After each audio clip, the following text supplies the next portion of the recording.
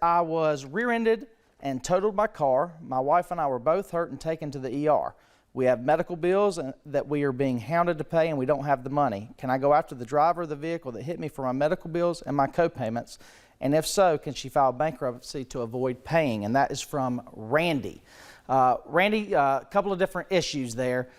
Yes, first and foremost, you can go after that individual for your medical expenses. That's what we do every day as personal injury lawyers. We help people get compensation for their losses, and part of that compensation includes your medical bills and expenses as well as any lost wages. And if you meet what's called the permanency threshold, you can also recover pain and suffering for your accident.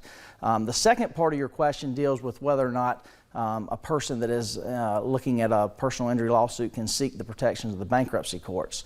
And the question, the answer is that it depends.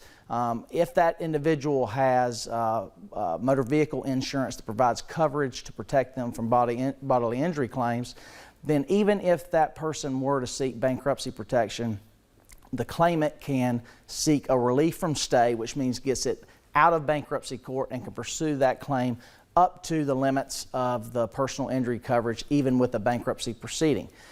Even if they do not have coverage, you can still file a claim in the bankruptcy, and that will then entail a process where the assets are marshaled by the trustee of the bankruptcy if it's a Chapter 7, and you will be in line of your priority and potentially have access to whatever assets that individual has if they have more than enough, and if they have some to pay some of their creditors.